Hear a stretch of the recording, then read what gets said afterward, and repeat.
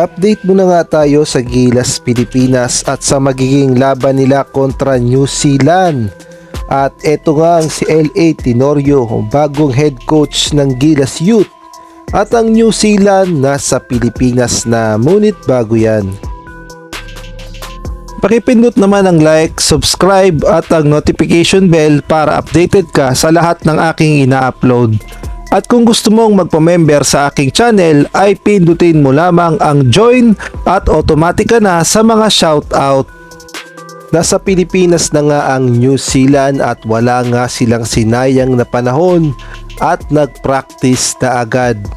Sa Huwebes na kasi ang magiging laban nila sa Gilas Pilipinas sa ganap na 7:30 PM sa SM Mall of Asia Arena at live nga yan sa One Sport at gayon na rin sa RPTV. At kung may ticket ka naman at manonood ka sa SM Mall of Asia Arena, kailangan mong magsuot ng blue bilang pagsuporta sa ating Gilas Pilipinas. Bukas na nga matatapos ang practice ng Gilas Pilipinas na tumagal ng 6 na araw sa Calamba, Laguna. At tignan na lang natin kung nakabuo na ba sila ng matinding team chemistry. Sa bagay, magkakasama naman ng Gilas Pilipinas lalong-lalo na yung mga naglalaro sa PBA. Ang mag-a-adjust na lang talaga dyan yung mga naglalaro overseas, particular na sa Japan at sa Korea. Ngunit overall sa tingin ko naman ay may chemistry na at kayang-kayang talunin ang New Zealand.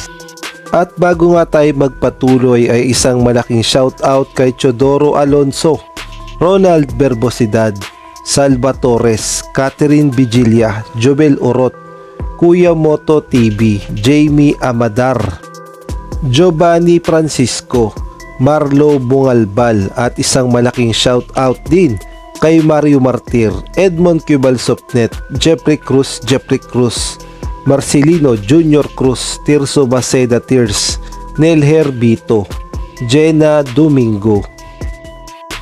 Sa ibang balita naman, ayon nga sa inalabas na balita ng One Sport, eto nga si L.A. Tenorio ang papalit kay Jos Reyes bilang head coach ng Gilas Pilipinas Youth.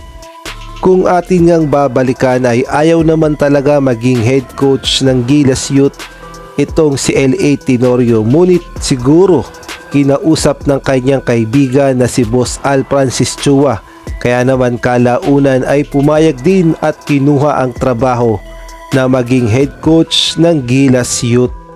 Samantalang si Jos Reyes naman ay sa Gilas Pilipinas Men bilang assistant coach at gayon na rin isang consultant, lalong-lalo na paparating na ang laban ng Gilas kontra sa New Zealand at gayon na rin sa Hong Kong.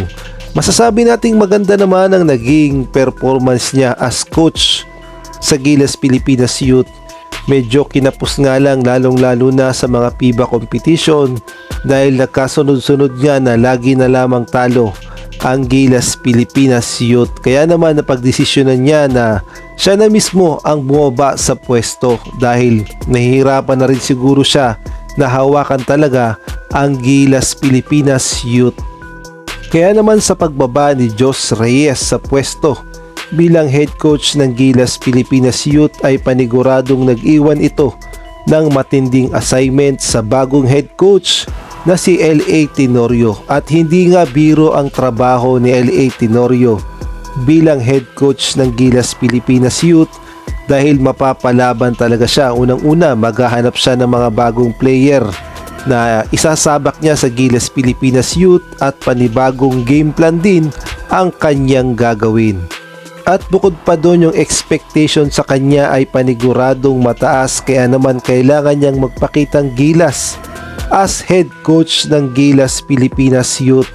At eto ngang si L.A. Tenorio ay na rin sa mga report ay kukuha ng assistant coach. At ang napili niya nga na bilang assistant coach sa Gilas Youth walang iba kundi ang isa pang veterano sa PBA at gayon na rin sa Gilas Pilipinas. Eto ngang si Gabe Norwood. Ito nga ang napupusuan ni L.A. Tenorio bilang isa sa mga magiging assistant coach ng Gilas Pilipinas Youth.